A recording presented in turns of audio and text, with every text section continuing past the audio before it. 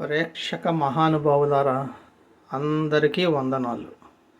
ఈవేళ సొరకాయతో పప్పుకూర చేయడానికి సిద్ధం చేశానండి. దానికోసం ఈ మాత్రం సొరకాయ తీసుకొని ముక్కలు చేసి సిద్ధం చేసుకున్నాను. అలాగే ఈ గ్లాస్తో పెసరపప్పు తీసుకొని శుభ్రంగా 4-5 సార్లు కడిగి సిద్ధం చేశాను. దీంతో ఇప్పుడు రెసిపీ స్టార్ట్ చేద్దాం. ముందుగా స్టవ్ వెలిగించి ప్యాన్ పెట్టుకొని ఆయిల్ వేద్దాం.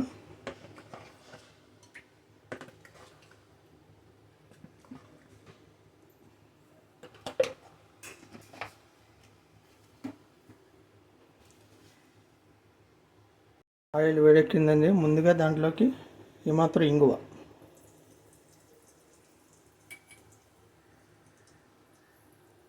అలాగే తాలింపు గింజలు,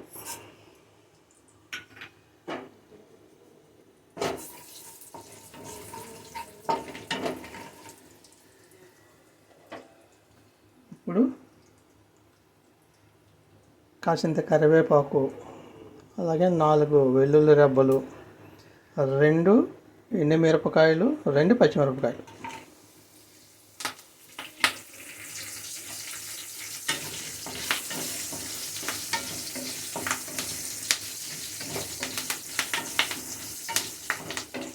కాస్త వేగిన తర్వాత అప్పుడు దీంట్లోకి సొరకాయ ముక్కలు వేసుకుందాం.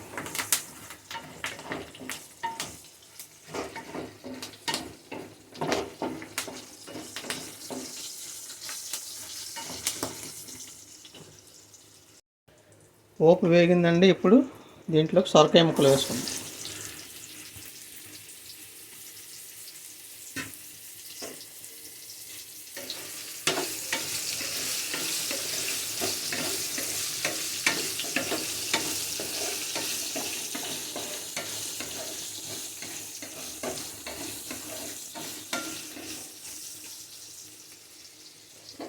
కాసేపు మూత పెట్టి మగ్గించుకుందాం.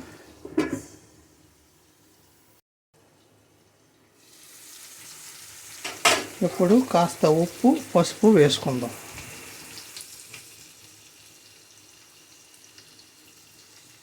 మాత్రం ఉప్పు,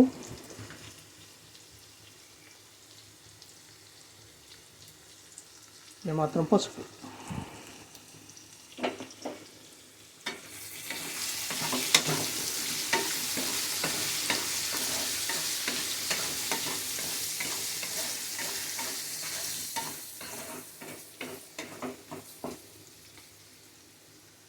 మూత పెట్టి ఒక 2-3 నిమిషాలు వేయిద్దాం.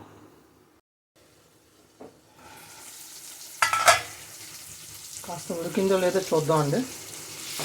ఓకే, సిద్ధమైపోయింది. ఇప్పుడు దీంట్లోకి మనం ఇందాక కడిగి సిద్ధం చేసుకున్నటువంటి పెసరపప్పు వేసుకుందాం.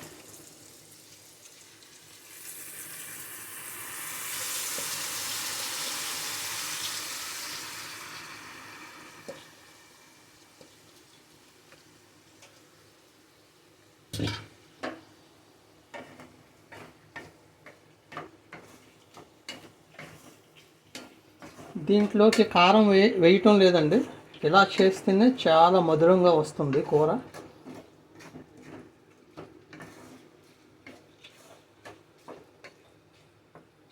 ఈ కూర సిద్ధమైతే చాలా రుచిగా ఉంటుందండి. మీరు తప్పకుండా ట్రై చేయవలసిన రెసిపీ ఇది. కావాల్సి వస్తే కాస్త నీళ్ళు పోసుకుందామండి. ఇప్పుడు కొంచెం నీళ్ళు పోస్తున్నాను.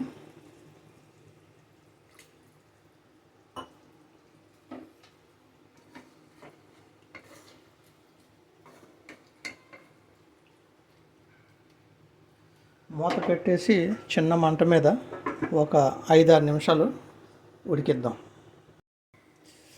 చూద్దామండి. రెడీ అయిపోయింది. వావ్,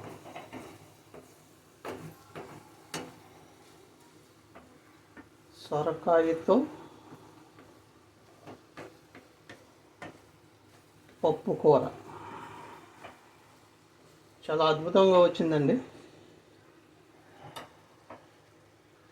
ఇప్పుడు దీంతో భోజనం చేద్దాం.